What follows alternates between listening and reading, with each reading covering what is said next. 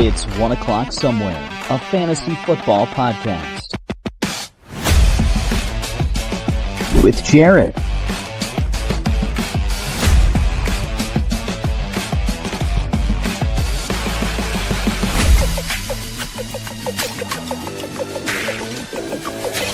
And Benny.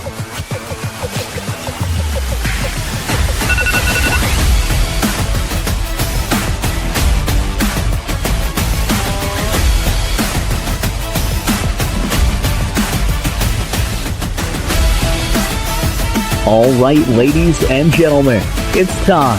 It's 1 o'clock somewhere, a fantasy football podcast.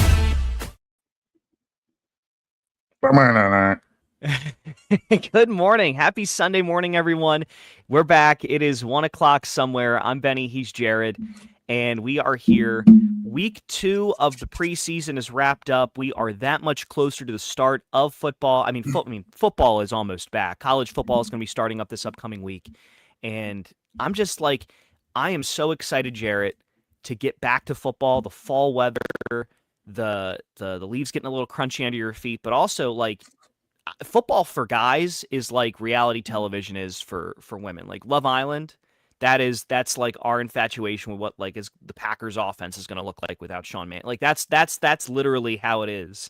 We get a soap opera. We get to sit there and watch the Browns quarterback situation dissolve every single week. It's phenomenal. We get to peep in, see Cleveland just becoming what they are every week. But it's great. You know, obviously talking about like the season changing as a whole. I just got my feet wet, got my first draft last night. I am in full effect now. I feel like you're not really like, I wasn't mentally all the way there till it's, you know, actually in your face and you got to sit there and make a decision. It was at 1-1, took our boy Gibbs, and I'm excited. We got a whole show to talk about receivers. I got a little bit of going into that with how my draft kind of played out.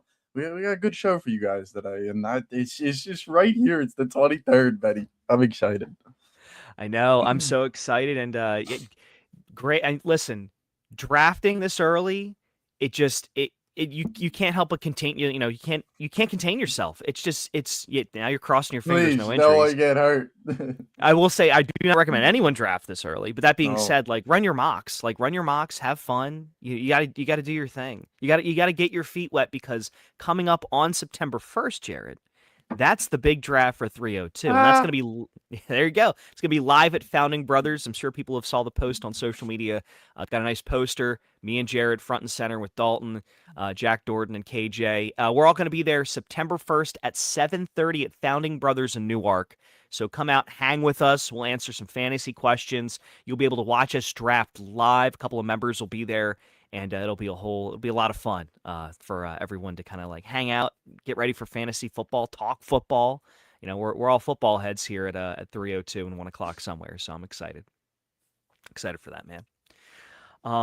Awesome. Well, you know, without further ado, there's obviously a little bit to talk about in terms of kind of what happened this weekend in the preseason and some NFL news. So let's do a quick recap, and then we're going to dive right into it, Jared, with our wide receiver rankings. But first, there was some big news. I shouldn't say big news, but there was some news this weekend of a once great NFL player stepping away in Nick Chubb. He announced his retirement. Heartbreaking, really, because you kind of look at his career and you see flashes of what could have been and then just what never was now. Yeah, it was a shame. Nick Chubb came in the league in a hurry. Him and Sony Michel coming out of Georgia. That tandem, him being a back of round 1 and then Chubb going the beginning of round 2 to Cleveland. That whole Kareem Hunt thing, what he was able to do, 1, 2, 3. Really only had him for 5 years, and then he kind of poofed. Had that terrible knee injury, 170, 332, 506, and now he's retired. I mean, retired at 30. It's almost like Terrell Davis-esque, without the 2K and without the Super Bowl. But Nick Chubb, when he was here, it was a fun run. I mean, one of the nicest guys in the league, apparently, just like didn't care that the thing that lives like rent free is Stefanski talking to either the owner or some other coach, and he's sitting there on the sideline. He's like, some guys are like over maintenance, some guys are under maintenance. Nick Chubb's just maintenance. He just shows up, he clocks in, he clocks out, he does his job. And you know what you're getting out of Nick Chubb. And, yeah, it's a shame the way that it ended. But it's why you don't raise running backs. Mamas don't raise your kids to be running backs. No, or at least, if you are going to raise a running back, try to make sure they're as generational as possible. Nick Oh, he's Chubb like Derrick is, Henry. there you go. Derrick Henry can play for forever. Frank Gore, like those guys. And it's so unfortunate. Like, I saw there was a post that someone made, and it was Todd Gurley, Sonny Michel, and Nick Chubb. And I never occurred to me, like, oh, wait a second, they were all three teammates in college in at Georgia. And, all three of them are retired, and none of them are over the age of 30. I mean, like, Todd Gurley's 32, Sonny Michel's 31, and Nick Chubb's retiring at 30. Like, it's heartbreaking. Like, that's probably one of the most heartbreaking backfields in the history of college football, just because, you went through, like, Todd Gurley. The peaks with Todd Gurley were unbelievable back in his prime. Todd Gurley is one of the great peak running backs in the history of the league, and just gone. But I mean, I think he was retired by the time he was 28. Like, he wasn't even, it's actually probably been longer than that. And now Nick Chubb's out, and Sonny Michel, kind of fizzled out a little bit in the league. I know he had some injury stuff too, but just kind of Well, heartbreaking, man. You never want to, I don't root for people to ever get hurt. It's just kind of a sad, somber note to have here in week 2 of the preseason. hmm. But, let's go from something that's sad to something that is hilarious to laugh at. And that is the Cleveland, mentioned at the top of the show, the Cleveland Browns quarterback situation. I didn't think it could get worse. You see I think there's the meme out there of the jersey with like all the names. There's actually, here's a fun game we can play one day. Maybe we can play Oh this, mid-season or God, name something. all the starters. Name as many Cleveland Browns starting quarterbacks as you can name off the top of your head. I'll give you like we'll do like a minute, and you just get a minute, and like you can just riff off as many as you can get. Am I I mean, going now? no, no, no, no, no, no, no, Oh, no, no, oh, no, no. oh. Unless you want to. I mean, I mean, Ah, we could try, but oof. the this, like, whatever this is right now with Deshaun Watson and Shadur Sanders and Dylan Gabriel, this I think is a new low. Like, I think this might be the worst it's ever. I mean, Johnny Manziel was terrible. Like, Johnny Manziel, I thought, was the most embarrassing thing I'd ever seen. Didn't watch any film. I think what makes this worse is that you're not hearing any reports that they're not watching film. Like, at least Johnny Manziel could go and say, like, yeah, I wasn't watching film. I really didn't give a hoot. I didn't really didn't give a shoot. But, like, Deshaun Watson is game planning all week with Todd Monken and the offense, and still looks like that.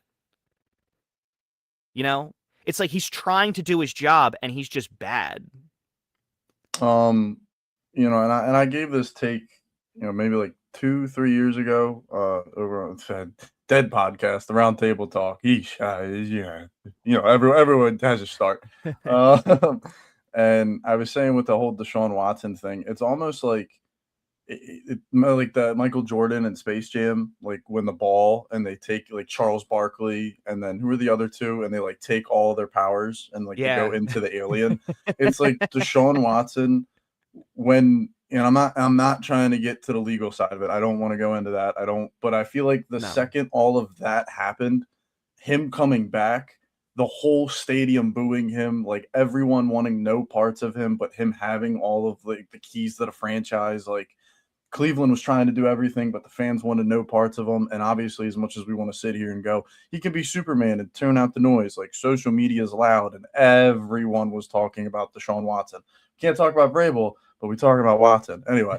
Yeah, let's I talk feel about like that. he, Yeah. I feel like he genuinely just like it's a mental blip. Like it's so much going on upstairs that he just when he's on the football field it's kind of hard to pay attention to what he just learned on Tuesday when he's still trying to get over what he just read last night. Like, I don't know. I think the guy's on a whole different from what he was. I mean, there was a time where he was the one outside of Mahomes. To choose him to go tango to tango, I thought Deshaun Watson was the second coming. The way we looked at Allen Yeah. and Lamar now, I thought Deshaun Watson. And for that, I think that even adds more to it when you add the weight of Deshaun, Shador, and whatever the Sanders name is now. And now poor Dylan Gabriel just sitting hostage, just Yeah. hanging out. When they drafted Dylan Gabriel, I watched a lot of college football, and I knew like he's not really cut for the NFL game. You know, it's not even that he's a lefty. It's that he was small. He ran around a lot. It wasn't like he played in a pro style offense. I felt like if him coming into the league, that small, he's yeah, tiny. he's puny. I don't even know if he's 6 foot. I don't even know if he's 6 foot, and I know for a fact he's not. He's probably not even like over 210 pounds. So like you're just dealing with a small quarterback, and he didn't play in a pro style offense, and he's a lefty, which is all kind of like it's kind of 3 strikes against you. It's going to be really difficult. Not that it can't happen. I mean, Doug Flutie, came into the league and he was undersized and he played fine, but like you're already behind the 8 ball in size. You're already behind the 8 ball in terms of your actual processing and understanding the NFL style offenses. And you're a lefty, meaning that the team has to kind of like people don't realize like being a left-handed quarterback, people like teams change have to everything. completely change everything. Motions left, gotta go right, gotta go left, everything. And the spin of the ball. So like Dylan Gabriel being picked, I think that was like the 3rd round for them too. I was like, oh, that's not a good pick. And then they went double down and got Shadur. And then they treated him almost like the opposite. They almost treat like Shadur Sanders as if he's picked in the 3rd round, and Dylan Gabriel as if he's just a bag of trash that you took in the 6th. And to be honest with you, like I think I speak for everyone here when I state the obvious, but like Shadur Sanders didn't do anything. Like I never saw much out of him in Colorado that made me say like, oh yeah, this guy's got something here. What I saw is just a guy running for his life and heaving the ball up and a really talented receiver in Travis Hunter. That's what I saw at Colorado. I didn't see anything from Shadur. So, yeah, no, I'd like this touch, but I get what you're saying. Yeah, like he can flutter some pretty balls, but at the same time, it's like that's not enough for me to say like, oh, I want this guy to be taking starts for me. And then Deshaun Watson, you said it, man. Like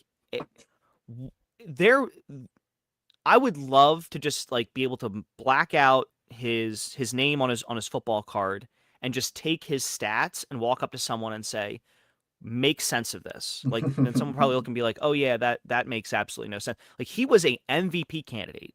He was an MVP candidate like the year they traded him. He was like a fringe MVP candidate with Patrick Mahomes. Was the face of Houston.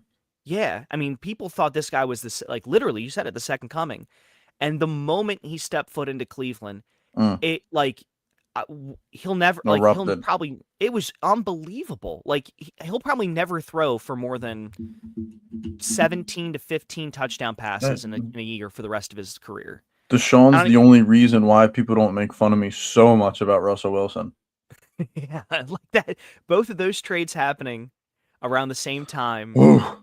As bad as Russ was, this is because the Browns are still paying for it. I have Bo. You got Bo next, and you guys went to an AFC we win. Game. We won the trade. The Browns. I think the Browns have been to the playoffs once in that span, and it was not because of Watson at all. So shocking to me. The only other piece of news we have to talk about, and this kind of impacts like Ravens wide receiver room stuff, is that Rashad Bateman. This went under the radar for me. Like usually you hear this stuff and it's like top of the line, people are going to be talking about it. I had no idea he's being right now he was charged with domestic violence, federal crime, domestic violence, 3 counts of something that occurred back in June. The NFL is now reviewing it. So there's a realistic chance Rashad Bateman's missing time this year. Maybe even the year, depending on how the NFL wants to approach this. I mean, we've seen it before where the NFL gives guys a slap on the wrist, to evaluate this the suspension that he's gonna get. It's impossible. But that being said, like this now for the Ravens, I think like Zay Flowers I don't think this bumps up Zay Flowers stock. I think this makes it very interesting for like Elijah Surratt and Jacoby Lane. Yeah, for sure. Jacoby Lane, especially, even before this, Jacoby was listed as the 2. To Rashad being the 3. You get to see the 6'4" USC kid, with good draft capital taken. He's got a clear shot here. Rashad Bateman, I think it kind of went under the radar because it's Rashad Bateman. Like no disrespect to him, but I feel like we've been waiting on him for 3 years. He was all right, went round 1 out of Minnesota. The Ravens needed a receiver, so we were all like, all right, let's see the Rashad Bateman bit. And for 3 years, it's been a couple of good games in the beginning of the season, making you hold them out for the season, never fully dropping them, but never really buying into them, keeping them on your bench. He's just been a weird guy. So the fact that now he has to deal with this, they have Jacoby Lane, who they took early. What was it, round 2? So the 6'4" USC kid gets his time to shine, and kind of the same boat with Rashad Bateman. They need receiver. Jacoby Lane's next man up. And like you're saying, Elijah Surratt for PPR consideration might be a little annoying for Zay Flowers. But yeah, Zay Flowers, Jacoby Lane, there we go. Yeah, it'll be interesting to see how the Ravens shake this out. It seems like every year the Ravens finally seem like they're getting their offense together. Something happens that kind of pulls it apart. Not saying Rashad Bateman's the linchpin to this whole thing, but at the same time, it's just I'm a big believer in vibes, and when you have that happen in your team, it kind of creates a weird vibe. That being said, you paid Zay Flowers, Jacoby Lane's talented, Elijah Surratt's talented. I think the Ravens have depth, but if you're looking maybe for some late round, guys to just take a shot on, I think you'll find out very quickly if the hype on Jacoby Lane's real or not, and you can get him in like the 15th round. So for me, it's like take your chances late on guys that you just think like, okay, first 2 weeks, if they do something, great. If they don't, cut them, you move on, you get waiver priority to go and get another guy. Speaking of wide receivers, it is time now for our 2026 wide receiver rankings. So much we did, much like we did the running backs last week, we're doing wide receivers today, and we tiered them too. So we used to have tier 4, tier 3, tier 2, tier 1. We're doing the top 24. So if you think about it, you're a 12-team league. Your first 2 receivers are going to be your 2 starters in a traditional roster format. That's where we're approaching this. And this is kind of a combination of PPR, half, just guys we like, just kind of getting the overall rankings here in terms of where we're at with some of these wide receivers. Can I confess something before we do this? Can I confess something? I really hate ranking wide receivers. Like like outside of the top 5, it's so like, what's your flavor of ice cream? Like, what do you like? What do you prefer? So I don't know. I've always viewed receivers as like it depends on the standard of like where you're drafting. Yeah. I'm very, and I'm gonna keep doing this, and I really shouldn't, but I'm gonna go back and do my rankings. I'm all PPR. So I'm heavy on like the guys that are getting 9-10 catches a game. So I just for the record. And to an extent, I'm the same way, because like when you think about PPR ranking, like the way you perform fantasy wise is kind of the way everyone's going to perceive you. If you're a wide receiver getting a ton of targets, a ton of catches, you're getting a ton of yards, or you're not getting that many catches, but you're the one that's getting a lot of touchdowns. Cough, cough, Devontae Adams. Like that to me, like that kind of places you in my heart in a certain way. So. Ranking, this was probably one of the hardest rankings I've done. Tight ends is a breeze for me because there's 2 guys already that everyone knows is kind of 1 and 2. There's like very distinct tiers in the tight end thing. Even running backs, there's very distinct tiers in tight ends. With wide receivers, I'll be honest with you, there's 2 guys for me, but like you get to the point where you're like, oh, JSN versus Puka. They're both really good. Oh, CeeDee Lamb, you can't ignore CeeDee Lamb. Then you literally can talk yourself into guys all the way down at like 15 for why they belong in the top 5. So to me, it's like there's just so many good receivers. It's one of the reasons why, and I know we're talking up receivers, we're going to rank them in a second. It's one of the reasons why I just wait on wide receiver, to be honest with you, because there's just so many guys that will give you consistent production that you have to absolutely love one of these guys to just take them ahead of the running backs we talked about last week, in my opinion. Yeah, there's about 45 receivers, probably like 50 receivers I'm comfortable rostering, and there's 25, 22 running backs I'm comfortable starting. Like, that's just what it comes down to. Yeah. I'm right there with you. All right, without further ado, let's jump right into it. Shield your eyes. No, good Lord. Tier 4. These are definitive wide receiver 2s. In my opinion, these are guys that, they're probably well out. They're probably not going to finish in the top 12 or in the top 15. I say probably they could reach top 15. These are definitely not going to be wide receiver 1s. If you think about it, maybe I think Rome's got a good case. Yeah. Rome. Well, now Rome does, I and think we'll Rome's got a, we'll even we'll with the talk about Luther him in a thing. second.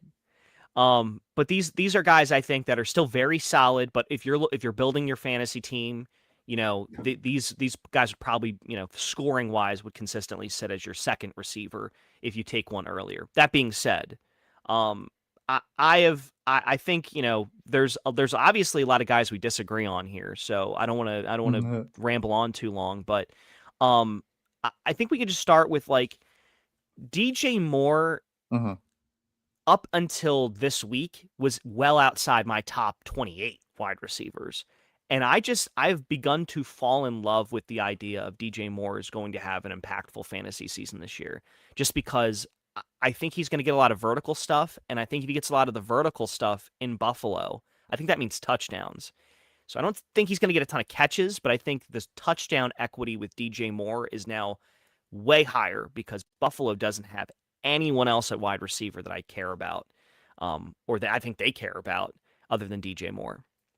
Yeah, I mean, when we play with the game where it's like the attraction for Mahomes and why we always want like the Chiefs receiver, same thing goes with Buffalo. We've been wanting them to have an actual alpha for a minute now. We saw what it was with Stephon Diggs. Now we're going to see what it's like with DJ Moore.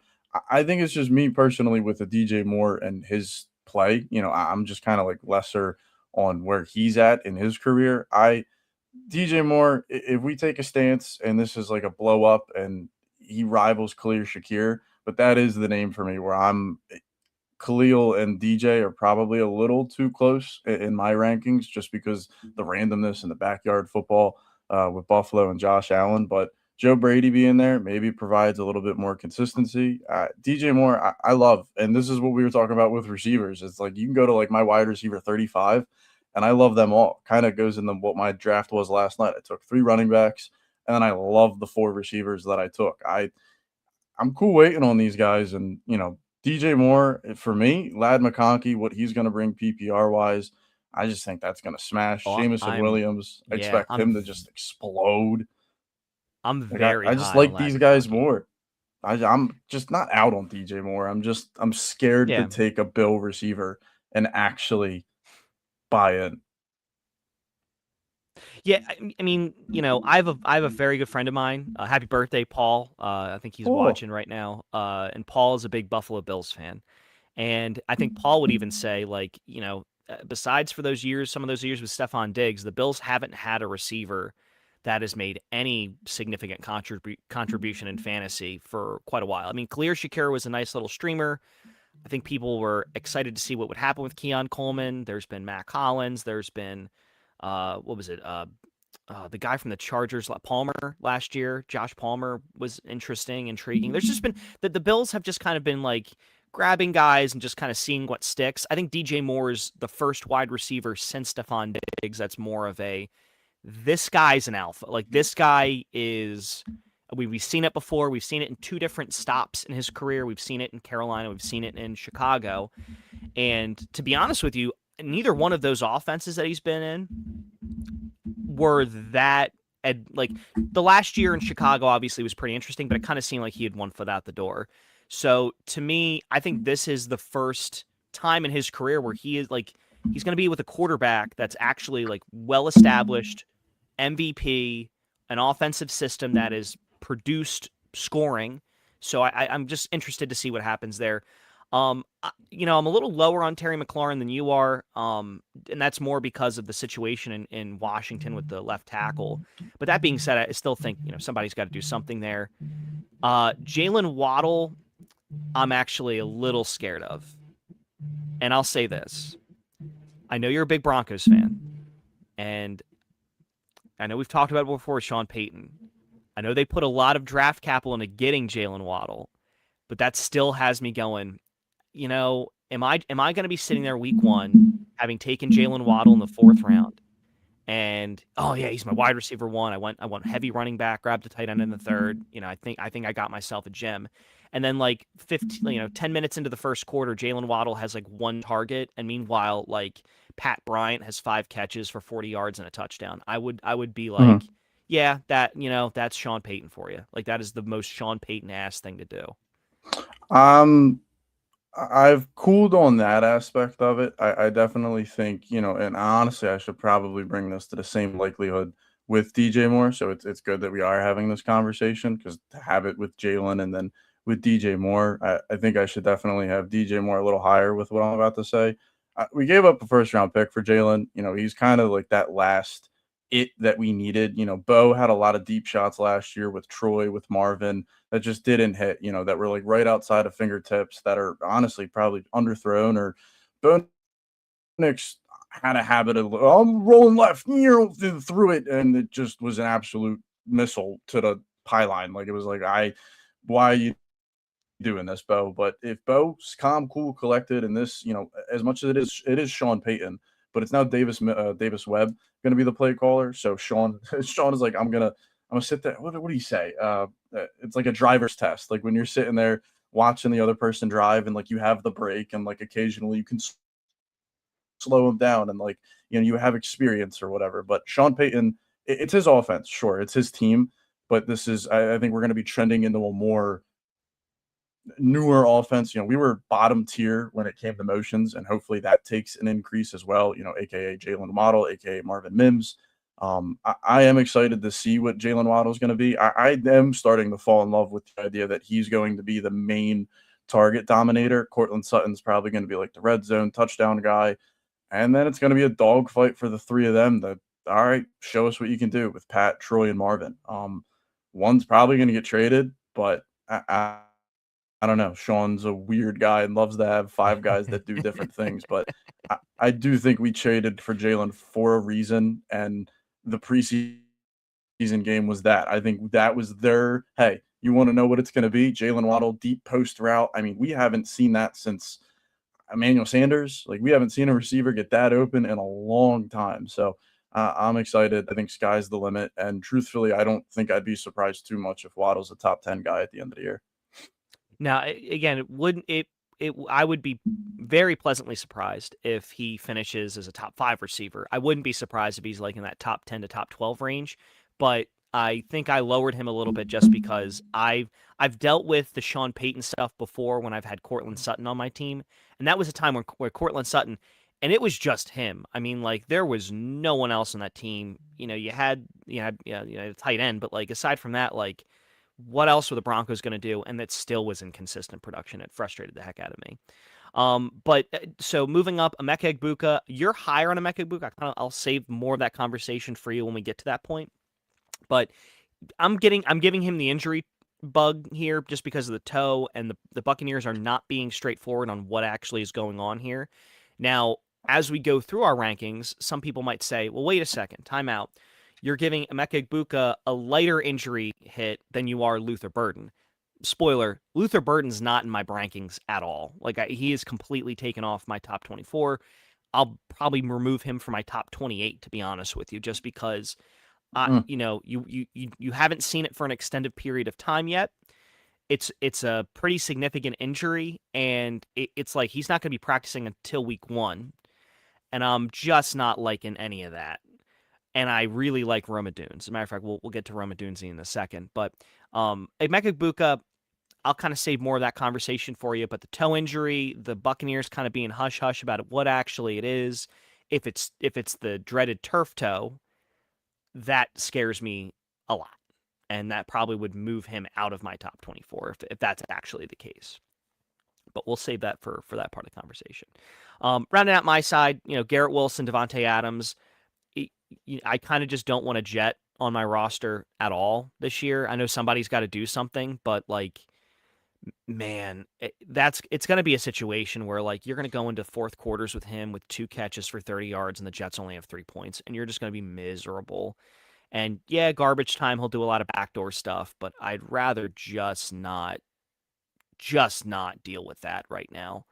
And Devontae Adams, I think there's going to be regression because I knew he scored a lot of touchdowns last year. I didn't realize how many touchdowns comparable to how few yards.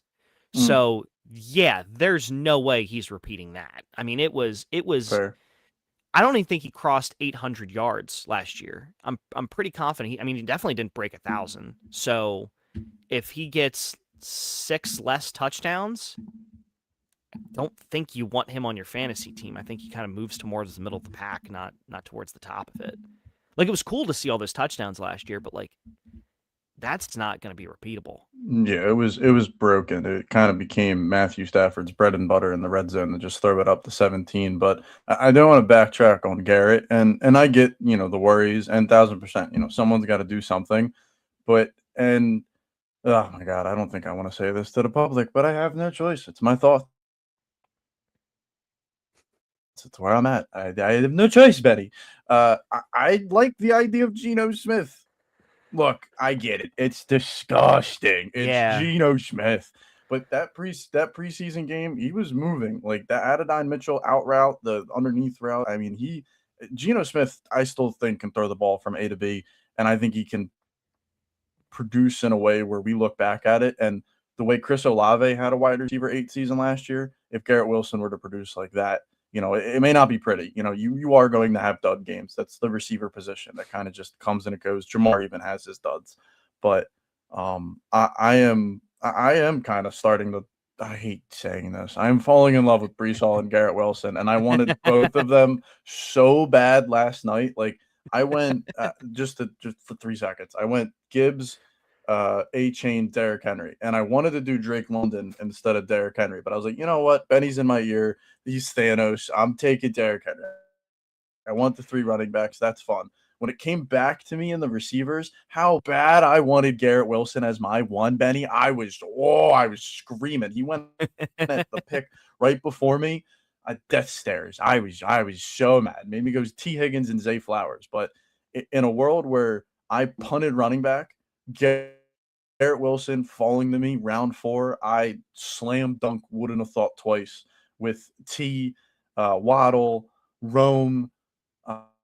Who else was there? I mean, really anyone at the top of the end of round 4. Smitty, Buka, Jameson, Ladd. I am in love with Garrett. I think it's because I traded him at Dynasty. It's my fault. I have to get him back. For me, it's more of just like, I don't mind the value, going in the early parts of the 4th round, I think is fair for Garrett Wilson. I think it's just like, I've done it before where you're just up late on a Sunday night and it's like Jets, Dolphins, or some disgusting Sunday night game that they like couldn't flex out because it's still early in the season, or like Jets, Patriots. And you're just like, man, like he has 2 catches for 30 yards. Well, and we're in the why quarter. is he but that game in particular, why is he doing that for the Patriots? That's because he's on Christian Gonzalez. I'll give you that one. I'll give you that one. Sure. But it just it doesn't make you feel like you'll do it and it won't make you feel clean. You'll have to take a shower afterwards. Yeah. Waddle and Ladd. We got this comment from Josh on YouTube. Thank you for listening, Josh. Thank you for watching. Thank you for joining us. Waddle and Ladd should definitely be in the top 20. Do not sleep on them. I got you in 21. What do you mean? Yeah, like the Ladd's a little low for you at 24, but for me, like Waddle's just for you, Josh. I will swap Waddle and McLaurin just for you. There you go. So Ladd, I cannot move. I cannot move Ladd. If anything, Ladd's gonna move down for me. Really? Okay. Truthfully. Well, I have Ladd a little higher. I think we can move on to the next tier. Jameson Williams is an interesting spot at 23 for you because for me he's not even in my top 28. I want. Wow. I am Sam not Laporta got hurt. Yeah. I'm kidding. I just love. I don't know. When he finished last year, wasn't he like the wide receiver 17? He was really good. Yes. But new offense. I think he's arguably the 4th option when Laporta plays. He's arguably the 4th option. I'm just it's not going to be pretty. All right, moving on to the next tier of receivers here. I told you I'd Ladd in my top 20. And I think that's where we can start with this. So you have Devontae Adams in the same spot, and we have him in different tiers. For me, Ladd McConkey, the pairing of him and McDaniels, I see in Ladd McConkey a Mike McDaniel's, effectively Mike McDaniel's Jalen Waddle type.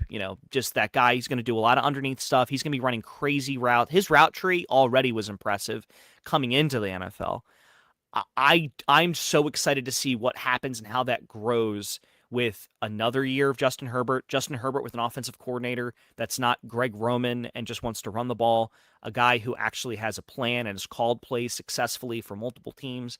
I think Ladd McConkey to me is just I'm comfortable grabbing him at the top of where he goes in drafts, top of ADP, and paying that price just because I think there's room for more. I think there's even more meat on the bone there. That's fair. No, for sure. The Mike McDaniel attraction is definitely there. I do think, the air raid offense will continue to be better for the Chargers. For me, the Ladd thing is, and what? It was QJ, it was Keenan. He was kind of just like battling with a lot of targets. So I think it is kind of just like the unknown for me, kind of like are they going to become this run heavy kind of like dink and dunk, not let him be Superman whenever he wants to be? I do believe with you that they are going to just air raid it out and someone has to be the lead catalyst for that. Ladd PPR wise, I should probably swap him and Igmeka, honestly. For just like with the toe, especially. Yeah. But I think I see the argument that like, there's been, I think the weird thing about the Chargers this year that no one really wants to, and this is going to be a hard conversation to have. The weird thing about the Chargers offseason so far has been so many guys outside of like Ladd McConkey and Omarion Hampton have been getting like talked up by McDaniels in press conferences. It kind of has me a little worried that this might be a committee thing. And, kind of like a situation where there's just a lot of mouth. Like all of a sudden it goes from being like, hey, you have high draft capital invested in Ladd McConkey and you have high draft capital invested in Omarion Hampton, but like you're going to find a game where like Keaton Mitchell has 2 touchdowns or Quentin Johnston is got 7 catches and Joku and Oronde Gadsden have a touchdown. And then you're going to be like, wait a second. Like I thought like because your approach to this year's draft is going to be like the surface level, don't think too hard, don't go down this road type approach is going to be Omarion Hampton was great last year when he played. They dropped the first round pick into him. He looks the part. McDaniel coming in is going to elevate that. At Ladd McConkey, they dropped early draft capital into him. He's looked the part before. He's to the moon. And then my fear is the result is they're still going to be solid, but you're going to be watching a lot of games, probably more games than you think, where Quentin Johnston has 7 catches, where Keaton Mitchell, again, has those 2 touchdowns, and you're just going to be like, what is going on here? It's almost like your reality is going to be warped a little bit for what it should be. But that being said, I want slices of it, and this is an offense where I'm comfortable taking a bigger slice because the risk of that actually happening, I don't think is great. Could, but I'm comfortable taking Ladd McConkey. We'll get to the My Guy episode later before we get to the start of the season. But Keaton Mitchell is one of those guys where I'm just like, you're getting him for free at the back end of drafts. Like he's just such a great piece to walk away from drafts with. But yeah, I'm good on Ladd. I really like him. I think he's good. The Ravens paid Zay Flowers. T. Higgins is T. Higgins. Like T. Higgins will forever be kind of in this tier, moving kind of in this area. So there's not much to talk about with him. But Zay Flowers to me is just, they paid him so much money, the Ravens did. They have to. What are you going to do in that offense? If Lamar Jackson throws 35 touchdown passes this year, you got to think Zay's getting more than 6. You got to think, has to with the way this offense is. With Jacoby Lane, Elijah Surratt, old Mark Andrews, Zay Flowers with the money, it screams to be him. He begged for the money, got the bag, so now the Ravens are going to use and abuse him. So I'm excited for Ford and what he can be. I had him. He was my wide receiver 1 out of the chaos with my 3 running backs last night, and I was always a little skeptical with Zay, but this year I think I am. The money makes me like, okay, I got no problem taking you now. Yeah, and beat writer reports out of Ravens camp have not been kind to Mark Andrews. I don't know what's going on there with him, but it kind of seems like, going into this year, I thought the Ravens were going to be like Zay, Andrews, and then just kind of whatever else you get at wide receiver, and obviously Derrick Henry is in that mix too. Just for the fact they're going to give him the ball a lot. Now I'm pretty much like it's like Zay. It's like Derrick Henry and Zay are going to be priorities. Gap, and then just Mark Andrews has kind of moved himself into a position where it's just going to be whatever you get. And then I guess the final receiver we'll talk about in this tier, Devontae Smith. And I think you and I both kind of have the same approach here with what the Eagles did, getting rid of A.J. Brown, which on the Under the Wing podcast, I went on there a few times. I've been in comment sections on 302 Birds post about it. I'm obviously an Eagles fan. It was a big thing to talk about in the Philadelphia area for a while. I don't understand why he's not an Eagle. I don't understand why he had to leave. There's been rumors about why he wanted to leave. Patriots, his childhood team, but the trade happened. That's the fact. The facts are the facts. The trade happened, and there's no use kind of going back and opening up old wounds. That being said, I think this is a pick where I'm surprised Devontae Smith is not higher at ADP. I'm surprised he's not in the top 10 in a lot of ADP because A.J. Brown was consistently in the top 10 for ADP. And you have to think, even if 30% of his targets just kind of slide over Devontae Smith, I think it's going to be more, but even if it's like 25 to 30%, Devontae Smith has consistently been in the top 20, and now you're moving that up even higher. You're giving that guy even more targets in an offense that is still going to throw the ball. But now he's the one. Am I missing something? Are we missing something with this? Like, should he even be higher is, I guess, what I'm trying to say here. You really want me to say it? You know what it is. We all know what it is. It's Jalen Hurts. And it's not a disrespectful thing. It's not that he can't produce. And like you're saying, A.J. Brown was consistently in the top 10. But the idea that, backtrack, what was it, 3-4 years ago when Smitty was the guy, sure, rookie Devontae Smith with Jalen Hurts, you already had the proof that, okay, that he kind of had the making of to be a 2 instead of a 1. Granted, he's got like 22 games without A.J. Brown, 88 catches, 1,200 yards, 9 touchdowns, right? So he's proven that he can do it without him. But the idea that, and I've heard from a lot of you Eagle fans, that now this offense is going to become sprinkle of Wicks, sprinkle of Hollywood, sprinkle of Saquon, sprinkle of Goddard. Devontae Smith may be the one on paper, and schematically it should just all throw to him and go to him. But at the end of the day, the distribution is going to come from Jalen Hurts. And I personally just don't have the confidence in Jalen to slam dunk, here we go, where AJ was that 50-50 guy, and I wasn't necessarily worried about the catches where to the Devontae Adams point, I just figured AJ Brown, 10, 12 touchdowns, load him up with that. I'm not really worried about the yards and the catches and the fact that he's going to finish with 7 for 130. I figured he was going to finish for 5 and 120 and a tug. Like, you kind of knew what you were getting out of AJ Brown, and this kind of unfamiliarity with Devontae Smith, I think, scares a lot of people. But yeah, you should be taking him round 4, round 5, smash. Yeah. If you want to go a little higher, sure, back around 3, but he's no longer the 2 to AJ Brown anymore. So there has to be a little bit of skepticism there for me, at least. Yeah, to me, AJ's out, and their wide receiver 2 situation kind of seems like it's going to be a mixed bag of like Mekhi Lemon. Forgot about him. Yeah, Blake, he's had a great camp. Dontavian Wicks has looked good, but I can't imagine he's going to be just kind of, hey, you're the wide receiver too. Hollywood Brown's there. Like, they went out, they loaded up at receiver. Like, the Eagles really did, to try and, effectively recreate what the Packers have been doing for a while, where, you have your alpha and then you have just a bunch of other guys. And I think that's kind of what the Eagles have created right now at the present moment. That being said, like, I'm an Eagles fan. I'm not the type of Eagles fan that gets kind of like overly defensive about Jalen Hurts. And I do think, like, there is a narrative about Jalen Hurts out there that is problematic. It has, and I don't want to go down that road of like, it's this, but like, there is this, like, oh, he's more of the trailer being pulled by the tractor. And I think I think if you watch these games, it's the other way around. I actually do believe that Jalen Hurts is the tractor pulling the trailer. that being said, he there are things that he can't do, and that's very plainly. I mean, there's limitations for a lot of quarterbacks in the NFL, and being accurate over the middle has been a consistent thing. I think he can do it.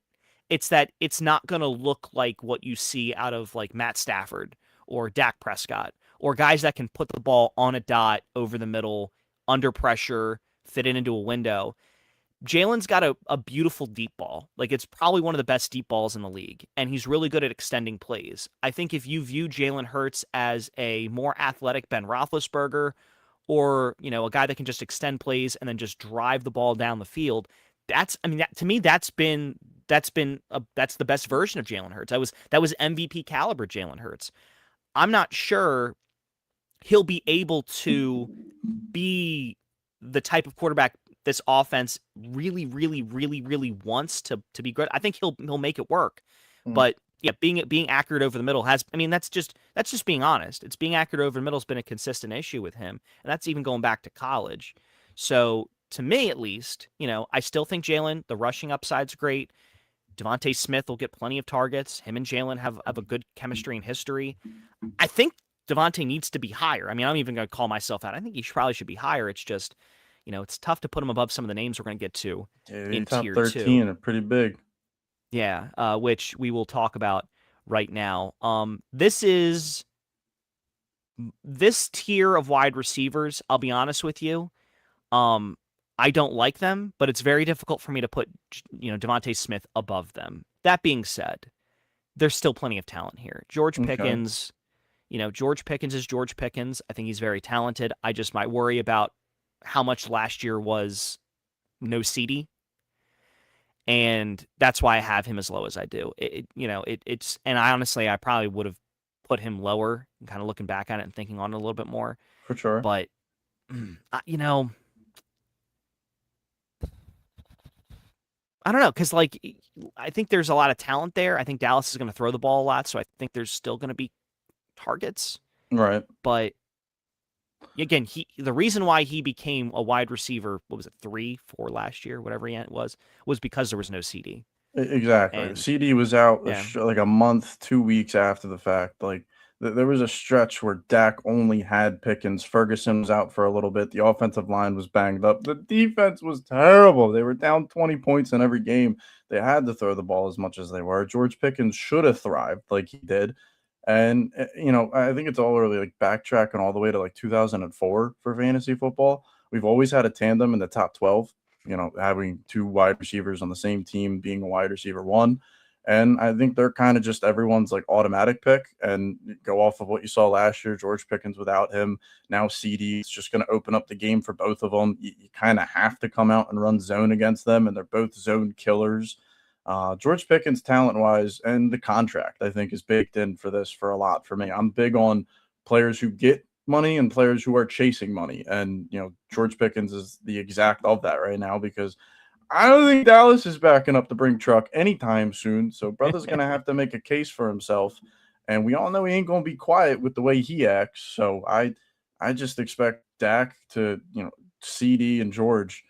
And it's kind of like, all right, if I'm at the back around 1, all right, I'm going to try and get CD. But if I'm at the beginning of the draft, like from 1 to 5, all right, I know like 3, 4, I'm in like the George Pickens range. I mean, the only player here personally who I have here, and I probably really shouldn't, is Rashid, because I'm not 11 ranked confidence in him at all. I'm not sitting there looking at it and going, I want Rashid here. If the board falls and he's sitting there in a great spot and it's like, I have to take him, those have been the only situations I've taken Rashid Rice so far. I have not taken him over Garrett, over Chris. Honestly, probably even over the couple other guys that we just showed too, truthfully. But Yeah. Rashid Rice, I am a little optimistic with the ACL, all the legal stuff. He is just a head case that I would rather, put caution tape on and not draft. Yeah, I agree.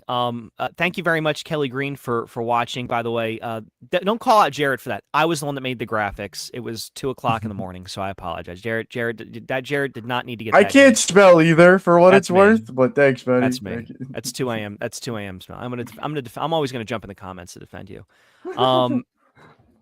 So I think the way I want to put this tier, And I know I'm going to sound like I'm talking out both sides of my mouth because like you're staring at the rankings, you see the name Benny, you see guys ranked 9 through 13, and you're going to hear me say this. There's only one guy in this span that I actually want on my fantasy roster, and that's Chris Olave. George Pickens, I think I'd be fine with if I ended up with him, but this is where these guys are going. There's just running backs on the board that I like more. There's players on the board that I like more than these So guys. ADP wise, you're just not Yeah. taking these. Okay. It's like, so in terms of their position, like, yeah, I mean, you'd be nuts not to say like, if I did a ranking, and I know I've done it historically where like, I put Patrick Mahomes really low and I put Devon A-Chain pretty low. But if I did a wide receiver ranking and someone logged on here and saw Drake London at like 15, they would think that I'm on cocaine. And I'll be honest with you, in my mind, Drake London is like I don't want him just because of how weird that situation is in Atlanta. And there's just other players around that same spot where I'd rather have them than Drake London, and they're not wide receivers. Rashee Rice is the same thing. Nico Collins is the same thing. And George Pickens is a different thing, but kind of I lump them all together where it's just like, George Pickens is going to be competing for targets with if not one of the best, if not the best receiver in the NFL, if you want to go down that road. Nico Collins has an awful quarterback. Drake London has an awful quarterback. And Rashee Rice, like you said, there's just too much of a wild card there where do you want to be wondering every Sunday morning if he's actually going to play, if something's not going to happen, if something off the field's going to happen?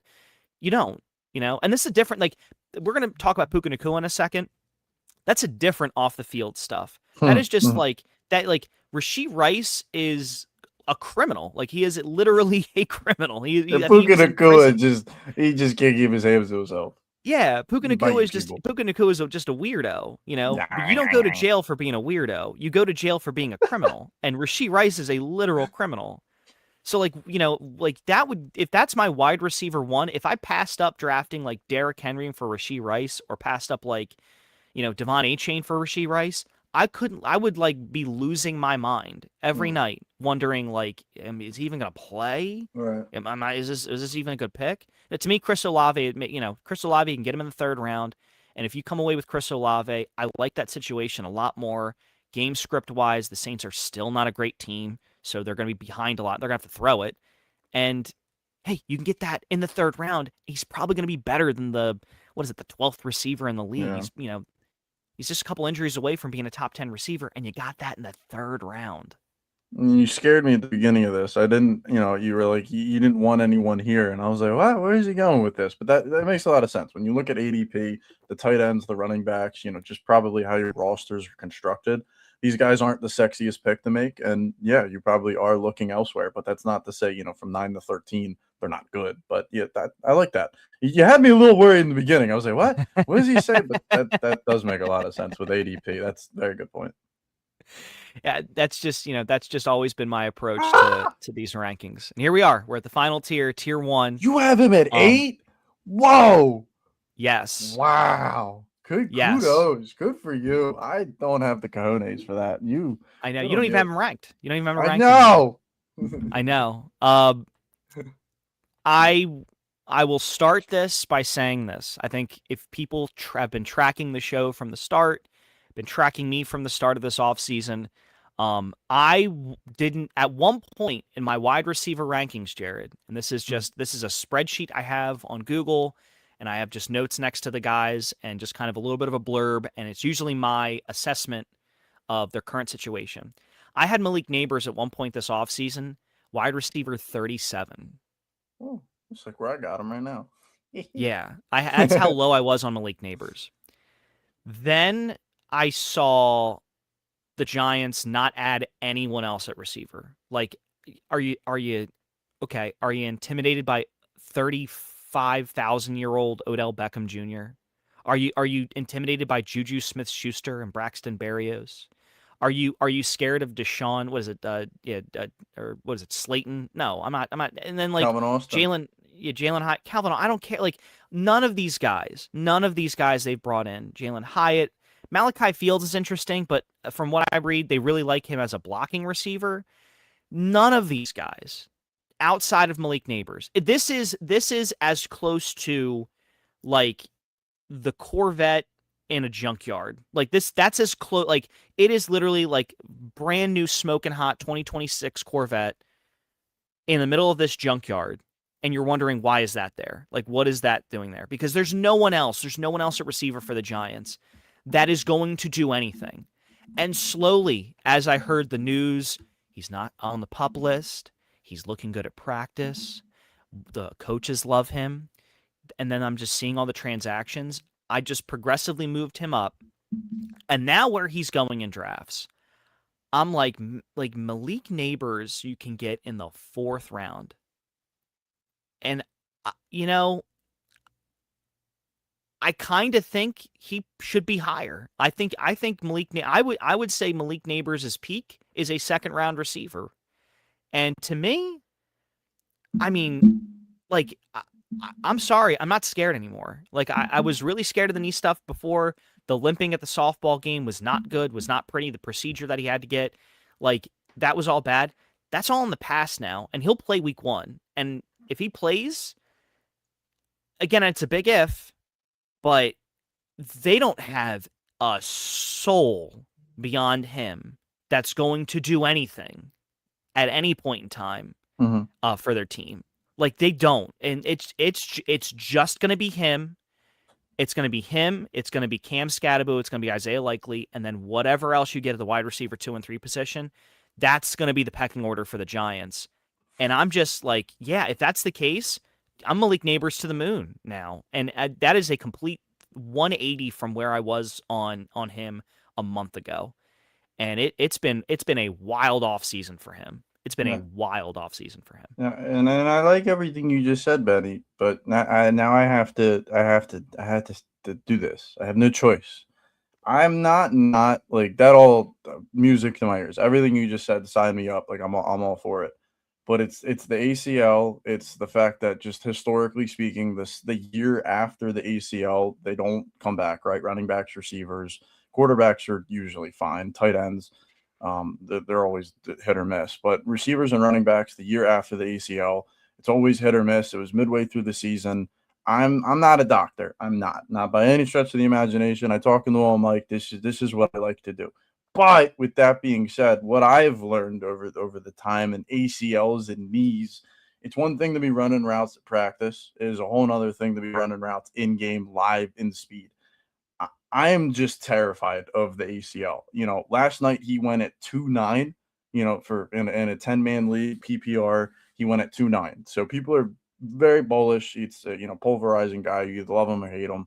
And I'm on the hate aspect of it. I just don't want to be kind of like the same thing with Rashee Rice, but I have him confidently ranked as low as I do. I want to stay away. And I also it's a Jackson Dart thing with me, kind of like the same thing we were talking with Devontae Smith. I just don't have faith in Dart to be able to distribute that accurately. Sure, it'll come, and I'm sure he's a fine NFL quarterback on the 18, 22 passing attempts that they're going to allow him to have. But for Malik Neighbors, if he is going to get this amount of a workload with the ACL, I'm scared. And if that knee blows up week 6, and I know it's terrible. Don't draft scared for injury. But every year there's one guy injury-wise I don't touch, and Neighbors happens to be that guy for me this year. Hey, I get it. Like this is going to be a you're either where you're at or where I'm at. This is the pendulum with Neighbors. Literally. If you're taking Malik Neighbors at the top of ADP right now, if you're taking him 2nd round, like you are going to have a titanium stomach. Like you're going to have to like really be bought in. I'm there. Like that's where I am with him. It's just even if, and I think here's the other thing that sold me on. I think this was the final the final little piece to the puzzle here. I keep saying the word linchpin, but the final little piece to the puzzle for me. It's okay. Jackson Dart doesn't look good or gets hurt, and they have to put Jameson Williams in, or Jameson. Yeah. Jameis Winston. Sorry, Jameis Winston. To the moon. What do you think he's gonna do? Like that's all he does is just zing. Right. He just zings passes around, and they'll be bad. But okay, it's even more reason why. Like I I thought about all the scenarios, all the realistic scenarios for the Giants this year, and there's really only one that scares me a little bit, and it's that week 1 comes out and he just still looks like the knee's not fully repaired. But remember that knee, he tore that knee really early last year. So I mean, like, I don't Was it even think him mid-season? and I think it was right before midseason. I want to say it was like week 5 is when he got hurt. I'll double check that. But let me see here. So when did he get hurt? Yeah, he played 3 games and then Mm. tore it in the 4th. So, he's had pretty much, I mean, if you want to talk about it, he's had pretty much ever since the early part of the 4th game of the season last year to today to come back from this knee. It's almost like he's already lost that year of like, oh, he's going to look a little rough, and then he's going to, that year, you need that year between the knee injury. Well, it's almost kind of like he got that year, and now he's coming into like the second half of that year. So I'm comfortable with him at where at this part of my rankings. He is a my guy for me now. I think I'm willing to put him in that, like, hey, if he's there for me, there's only a handful of running backs, unless it's my 6. There's only a handful of running backs that I would want over Malik Neighbors. I still want to do that I still want to double down on running backs coming into the 3rd round. And if Malik Neighbors is there, I'm very comfortable grabbing him, very comfortable getting him. And just the upside there. I mean, like, look ahead. A.J. Brown's A.J. Brown, Jefferson's Jefferson, CeeDee Lamb's CeeDee Lamb. We'll talk about the top 4 to finish out. But there's a realistic scenario where Malik Neighbors by the end of the year is knocking on the door in the top 4. There is. And that's why I'm very comfortable with him all the way up there. Again, I sound crazy. I sound like I'm talking out of both sides of my mouth, because if you talked to me a month ago, I was saying steer clear of this. But now, and the Giants aren't the Browns. The Giants aren't an incompetent organization. They're not going to not address a need. And they didn't go out and get any receivers that are going to eat into his total. So to me, it's like they know something probably that we don't know, and they're not scared. But that's where I'm at with Malik Neighbors. I want to wrap this up, and I see it here. You have Jamar Chase, Jackson Smith and Njigba, Puka Nacua, Amon-Ra St. Brown. I think we both agree those are the top 4. It's just interesting the way you've had them organized in your rankings versus mine. To me, Puka, Chase, A, Amon-Ra, Jackson, B. But do you really think there's a good chance that JSN's repeating what you saw last year? This is good to wrap it up. Like, to me, like, that's the fear I have, is that to have to rerun that back. Seattle had a great year last year. To run that back, I just don't know if we're going to get. I mean, last year was that was an all-time season out of a wide receiver for JSN. Yeah, one of the better receivers of all time. JSN, for what he was able to do, I mean, you could take it all the way back to the Ohio State time when it was Olave. Who were the receivers coming out? Olave, Marvin, and oh my God, who were all those Ohio State receivers? Yeah, there was another one. Chris Olave, Marvin Harrison. I'm blanking on the 3rd. And JSN. Oh my gosh. Garrett Wilson. Garrett Wilson. That's who it was. Yeah, Garrett Wilson. Yeah. And they all 3 of them kept saying, "You think we're good? Wait till Jackson comes. You think we're good?" And then he had that national championship, like 17 for 250, yep. 3 touchdowns, put the world on notice for who he was. The Seahawks took him round 1. I mean, the stock's always been there for JSN. It's been a slow escalator, kind of just, and then it exploded last year with everything that happened. I mean, DK, Tyler Lockett, they're finally exempt from it, and now it's him, and now it's his time to shine. Kind of became like a combination of both of them, with Tyler Lockett in his possession and DK Metcalf just making people look stupid down the field. Anyway, I digress. Yeah, I do. And more importantly, the money. The money. Cooper Kupp's a year older. You do the whole Malik Neighbors thing that they didn't bring anyone in. They didn't bring anyone in. They brought Rashid Shaheed back. They're probably going to use him more down the field and more targets underneath for JSN. That sounds better to me for PPR. Sam Darnold loves them. They just lost Kenneth Walker. They're relying on hurt Charbonnet and Jadarian Price. If anything, I kind of look at it as he is, Jamar, JSN. Okay, now I started my rankings. Yeah, again, I think there's, when it comes to the receivers in the first round, there's, obviously there's 6 guys. There's between Puka and Jefferson, for you, I love Chase, all all the way 6 of down to them. Jefferson. And I like all 6 of them, but for me, like there is it's almost like there's tiers within this tier. And it's like CD, it's like, Fair.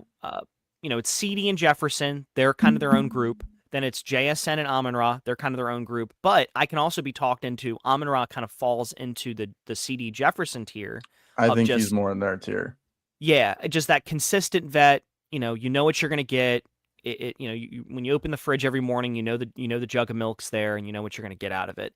To me, JSN, if he can repeat that, that's going to put him in the Chase Puka tier, where now you're talking about like a slam dunk top 5 pick every year. And One, two, I'm three or so like that is 1A, 1B, yes, 1C. Like that is they are not like they are minimal difference. I Jamar just because you're telling me I can get the Burrow stack. Truthfully, that's why I hey, have him at 1. Puka is, oh my God. I had him his rookie year, and you want to talk about a literal shot of adrenaline looking at your fantasy team and going, who's this random BYU receiver week 1 that just scored 29 points in week 1? yeah. Benny. Now I mean, I'll like, never forget. I'll never forget. So Puka Nacua was the first time I've done it with Kyle Managai. I've done it with a bunch of like late round guys, Rasheed Rice. Like I've done it with a bunch of guys where like I wait until right before the start of the season, and then I go looking at beat writers and what they're saying about like guys deep on the depth chart. James And Robinson. yeah, like 1 week before the start of the season, Puka Nacua went from being a Oh, nobody hero. to like a hero. 1 week before the start of the season, where everyone was like, yo, like the Rams really are high on this guy. The Rams are actually going to start this guy. And that's when, I think it was right before the first game of the season, I just grabbed him off waivers, stuck him at the bottom of my bench, didn't play him for 2 weeks. I don't know why I did that, because he was immediately making an impact. Because And you he were like, ended up getting it's me. not going to happen again. It's not going to happen. Yeah, I'm I throwing think him that in was my my thought. lineup.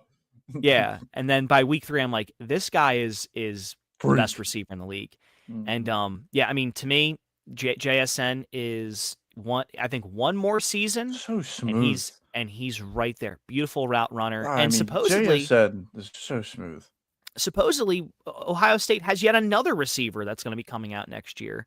Jeremiah That Smith is a Yeah, Jeremiah bad Smith is man. just like, I mean, they've been on a generational run of producing wide receivers, and Jackson Smith and Ajigba.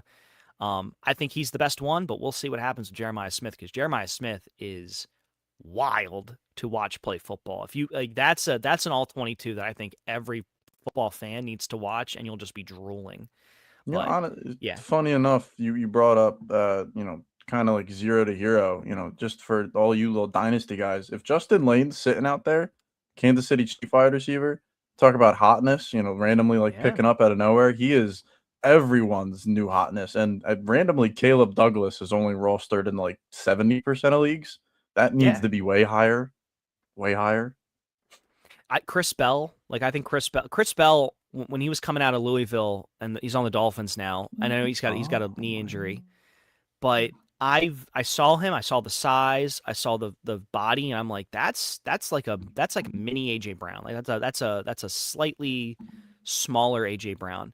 And I like Chris Bell. I think there is a chance that by week 4 for the Dolphins, that you're not seeing Malik Washington out there at all. You'd probably see Caleb Douglas, and you'll see Chris Bell. And I don't know if it's going to be pretty, but if you're in deep dynasty leagues, Chris Bell, Caleb Douglas, those are 2 guys that like you can add them. And I think the future of the Dolphins is on the roster in terms of their receivers. I don't think their future quarterback is on that roster, and I think that's what's kind of holding me back from really getting into Miami. But those 2 guys, Douglas and Bell, are very solid players. But with that being said, that is our wide receiver rankings for the 2026 fantasy football season. We'll post them on our Instagram at 1:00 somewhere. You can follow us on social media. And if you ever want to email us questions, I know a lot of people jump into the comments here, and we'll kind of go through them really quick before we wrap up the show. But if you ever want to jump in and send us like a big fantasy question that we can kind of chew over for a little bit, then talk about on the show, 1:00 somewhere 1o'clock@gmail.com. That's the email. It's just 1 o'clock. There's no apostrophe. If you read 1 o'clock, there's usually apostrophe, the O and C. Just 1 o'clock somewhere at gmail.com. Email us. We always are down to talk about anything in terms of fantasy football advice right there. Quickly, good morning, Dalton. Nice to see you, man. Thank you for jumping on. The big boss man jumping on early and often on the show. We had Little Griffin, who sent us a few messages here, but they're a big Eagles fan. So, Griffin, thank you. This was during the Devontae Smith conversation. I should have pulled this up during the Devontae Smith conversation. Would have made a lot more sense there. And Kelly Green as well. Good morning, fellas. Good morning as well. Morning. Thank you for joining us here at 1 o'clock somewhere. Reminder again, September 1st, Founding Brothers, 7:30. That will be the 302 Birds live draft. I already have the board. I'm excited. We cannot wait to bring you the live draft there. And also, this Tuesday show, we go from wide receivers, we finish out the position rankings, and we will do tight end rankings. We'll do that there coming up this Tuesday. And then after that, we have the live draft show the following Tuesday. We are going to have a My Guy show coming up soon. And then right before the start of the season, we are going to do almost like a get it out of your system, just hot takes, predictions. We'll predict the divisions, we'll predict the playoff teams, and then we're just going to do our hot takes going into the season and just get them out before the start, because then we get into the NFL season, which is coming up in just a handful of days, man. I cannot wait. Good stuff. I'm excited. More to come here on 1 o'clock somewhere for everyone else. You have a great Sunday. We'll talk to you next time. It's 1 o'clock somewhere, a fantasy football podcast. With Jarrett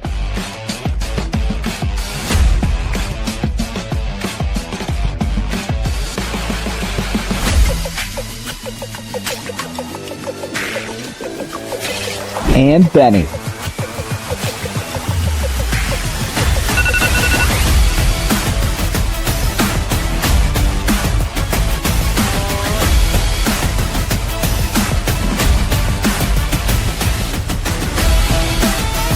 All right, ladies and gentlemen, it's time. It's 1 o'clock somewhere, a fantasy football podcast.